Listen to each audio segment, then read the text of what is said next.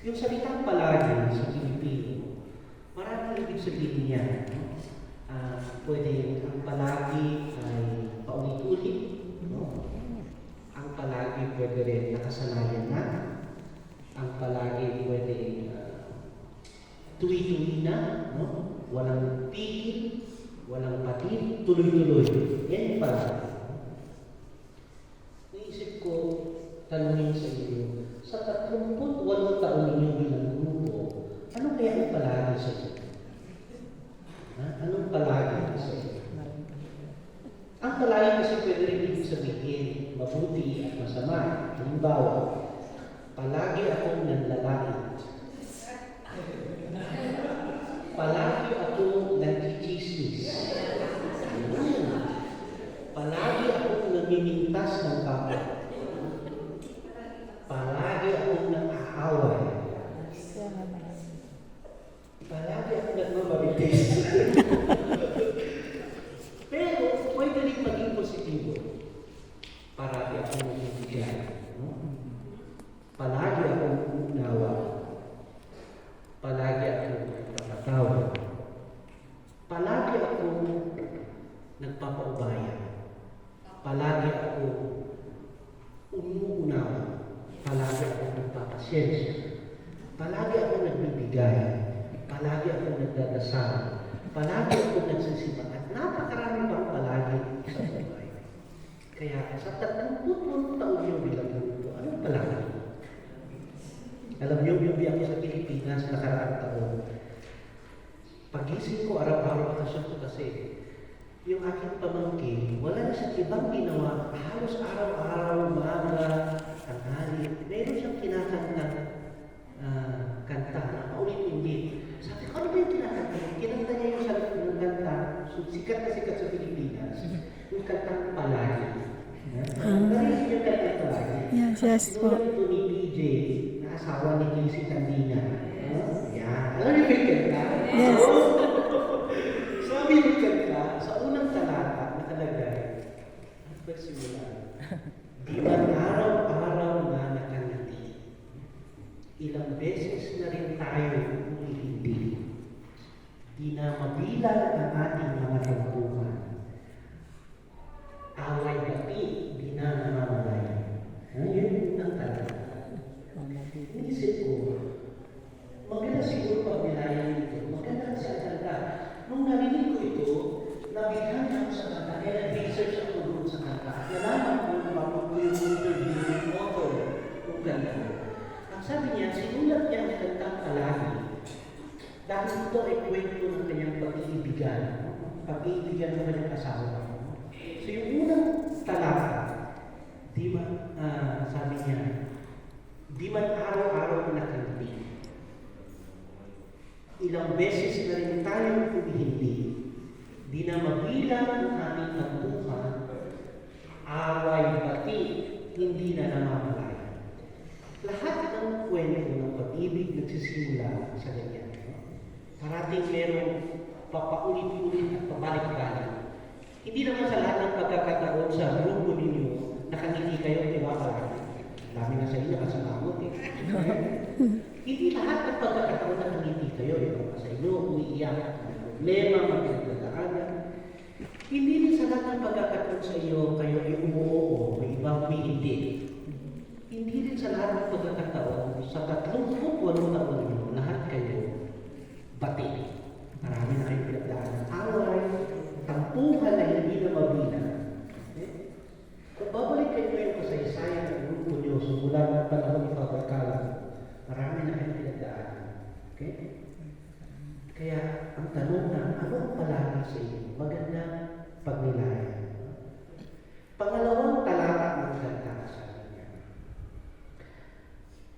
Kung babalikan natin ang ating mga pinagdaanan, luha at lahat, hirap, luha at lahat.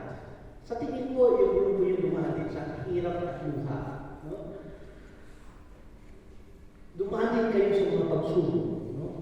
Dumaan din kayo sa mga hindi pagkakaintindihan. Kung babalikan nyo, sino sa inyo ngayon dito ang nandoon sa araw na kayo ay kinakilala? Yung mga original members. Nandito pa ba? Wala na, no? Sino? Si Mercy. Si Edna. No? Dalawa na lang sila, pero marami sila yung simula. No? At ngayon, tatlo. Ayan. Ito, si Charing. Yung iba, mga bago na rin dumating. No? Yung iba, nagpatuloy. Yung iba may mga bago niya kayo. No? Sa tingin ko, pati yung mga pari na nakasama niyo simula ni Father Carlo, marami na rin dumaan sa inyo, di ba? Paulit-ulit nilang nakailang pari na kayo. No? Dahil hindi na mabilang. Hindi na mabilang. Umabot na kayo ng 25 years. No? Silver anniversary. Ako yun. Yun ang katanda. No? Ngayon, 38. No? Doon sa kanta ni PJ, sabi niya, umabot na tayo sa pilak, ginto at diamante. Pilak, 25. Ginto, 50. Diamond, 60. Sabi niya, yung pag-iibigan natin, umabot na tayo sa 25 years anniversary, or 50 years anniversary, or 60 years, hindi ko alam. Dahil alam ko marami tayong pinagdaan. Pero ito ang aking sasabihin sa inyo. Sa bandang huli, babalik at babalik pa rin sa iyo. Meron man tayo hindi pagkakaintindihan, meron man tayo mga suliranin bilang grupo, ating relasyon sa isa't isa. Sa bandang huli, babalik at babalik pa rin tayo sa isa't isa. Tama. Hindi man lahat tayo mamamalagi, alam niyo yan. Dahil ang pari hindi na mamamalagi, kapalitan. Ang mga miyembro hindi palagi. Ang iba, kumakanta, ang iba, umuwi na ng Pilipinas, ang iba na nanatili, at may mga bagong dumadating. Hindi rin palagi ang mga opisyalis. Mga opisyalis, sabi ni Father Kevin, may term limit na kayo ngayon. No? So, nagpapalit-palit yan. Ngunit sa bandang huli, palagi, uuwi at uuwi pa rin tayo sa isa't isa. Balik ko doon sa una kong tanong. Ang una kong tanong ay, ano ang palagi? Sa 38 years ninyo, ano ang palagi sa inyo? Sa tingin ko, mali yung tanong. Hindi dapat ano ang palagi. Dahil kung ang tanong natin ano ang palagi, alam natin wala ang isa sa atin ang palagi. Siguro ang tanong ay dapat sino ang palagi? Bakit kayo umabot ng 30 years? Hindi dahil sa pangit, hindi dahil sa managers niyo, hindi dahil sa officials niyo, hindi dahil sa problema niyo, hindi dahil sa kaaway at batid niyo, hindi dahil sa hirap at luhan niyo. Umabot kayo ng 30 years dahil palagi ang Diyos. Sa simulang-simula, Diyos ang palagi. Siya ang nagsimula ng lahat. Kung meron man dapat mabuhat ng credit sa inyong 38 years, yan ang Diyos. Dahil sino ang palagi? Siya. Siya ang palagi. At palagi siyang sinasabi sa inyo, mag-away mo kayo at magpabuhat.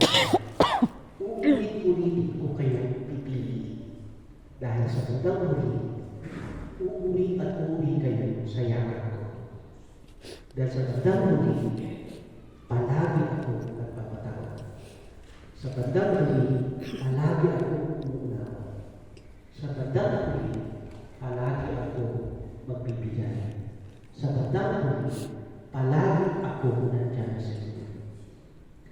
Ang kwento ng pag-iibigan gaya ng kwento ng kahit ng grupo ay palagi nagsisimula sa Diyos. Hindi ba sa misa natin, kung sinasabi ng misa, ang Panginoon ay palaging sumainyo. Sumainyong lagi. Dahil sa totoo lang, Diyos lang ang namamalagi. Amen. At sa tingin ko, ito yung pwedeng iwan para sa inyo sa araw nito. Totoo, magandang balikan yung kasaysayan ng puso. Pero balikan rin sana ang katotohanan na kaya kayo magal na ganito katagal ay dahil sa Diyos. Sa bandang huli, uulit-ulitin at uuwi kayo sa Diyos. Uuwi kayo sa yakap niya.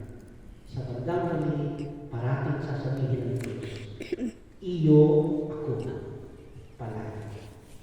Sana pagdasal natin ang bawat isa na umabot kayo sa dito o kaya sa Diamante. No? Kung sino-sino man ang maiwan sa panahon yun, hindi ko na alam. Kung marami sa inyo, matanda. Marami na namatay sa grupo. Pero ang Diyos, hindi ko matanda. Diyos palagi. Amen. Amen.